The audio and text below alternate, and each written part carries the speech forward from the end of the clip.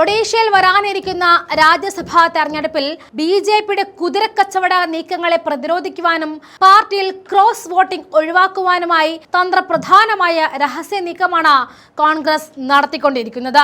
ആ നീക്കത്തിന് അർദ്ധരാത്രി മുന്നിൽ നിന്നത് കർണാടക ഉപമുഖ്യമന്ത്രി ഡി.കെ. എന്ന് വിളിക്കുന്ന ഡി.കെ. ശിവകുമാറാണ്.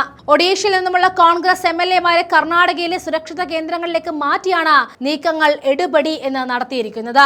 വ്യാഴാഴ്ച അർദ്ധരാത്രി ഭുവനേശ്വറിൽ നിന്നും പ്രത്യേക വിമാനത്തിൽ പുറപ്പെട്ട പ്രതിനിധി സംഘം രാത്രി 11 മണിയോടെ ബംഗളൂരുവിലെ കമ്പഗൌഡ അന്താരാഷ്ട്ര വിമാനത്താവളത്തിൽ എത്തിച്ചേർന്നിരുന്നു. തുടർന്ന് കനത്ത പോലീസ് സുരക്ഷയിൽ ഇവരെ രാമനഗര ജില്ലയിലെ ബിഡ്ഢതിയിലുള്ള വണ്ടർല റിസോർട്ടിലേക്ക് കൊണ്ടുപോവുകയായിരുന്നു.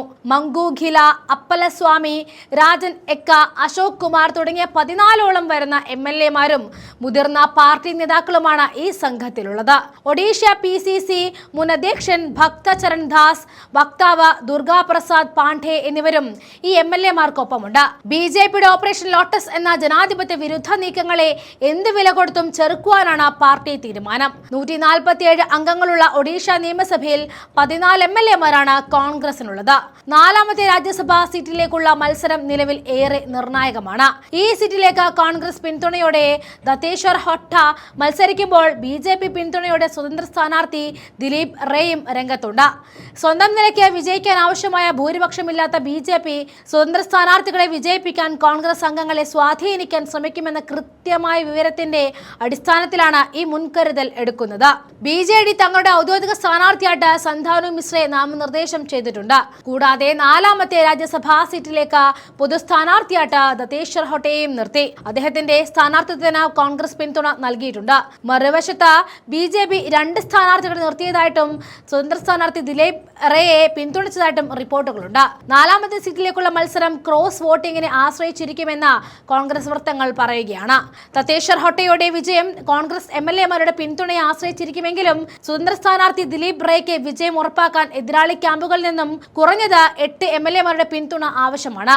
മത്സരം കടുക്കുന്ന സാഹചര്യത്തിൽ വോട്ടുകൾ ചോരുന്നത് തടയുവാൻ പാർട്ടി എം.എൽ.എമാരെ ഒന്നിച്ചു നിർത്തുക എന്നത് മാത്രമാണ് കോൺഗ്രസിന്റെ ലക്ഷ്യം. മുൻപ് മഹാരാഷ്ട്രയിലെയും ഗുജറാത്തിലെയും രാഷ്ട്രീയ പ്രതിസന്ധികൾക്കിടയിൽ പാർട്ടി അംഗങ്ങളെ സംരക്ഷിച്ചു നിർത്തിയ ഡി.കെ. ശിവകുമാറിന്റെ രാഷ്ട്രീയ തന്ത്രങ്ങൾ തന്നെയാണ് ഇത്തവണയും പാർട്ടി വിശ്വാസമേർപ്പിച്ചിരിക്കുന്നത്.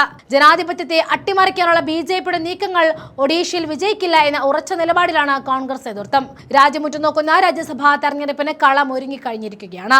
മാർച്ച് 16-ന് നടക്കുന്ന രാജ്യസഭാ തെരഞ്ഞെടുപ്പിൽ 10 സംസ്ഥാനങ്ങളിലായിട്ട് 37 സീറ്റുകളിലേക്ക് പോരാട്ടം മുറുകുമ്പോൾ തന്ത്രപ്രധാനമായ നീക്കങ്ങളുമായിട്ട് കോൺഗ്രസും അണിയറയിൽ സജീവമാണ്. ഭൂരിഭാഗം സീറ്റുകളും ബി.ജെ.പി നേടുമെന്ന് ഉറപ്പാക്കുമ്പോഴും അവരുടെ നട്ടലടിക്കാനുള്ള നീക്കങ്ങളാണ് കോൺഗ്രസ് നടത്തുന്നത്. 4 സംസ്ഥാനങ്ങളിൽ നിന്നുമായിട്ട് 5 സീറ്റുകളെങ്കിലും വിജയിക്കാനാകുമെന്നാണ് കോൺഗ്രസ് പ്രതീക്ഷ.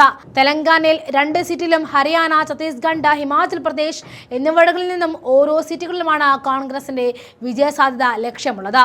ഇത്തവണ സാമുദായിക സമവാക്യങ്ങളെക്കാൾ പാർലമെന്റിൽ സർക്കാരിനെതിരെ ശക്തമായ ശബ്ദമുയർത്താൻ കഴിയുന്ന ഫയർ പവർ ഉള്ള ആളുകളെ രാജ്യസഭയിലേക്ക് അയക്കുവാനാണ് കോൺഗ്രസ് ആലോചിക്കുന്നത്.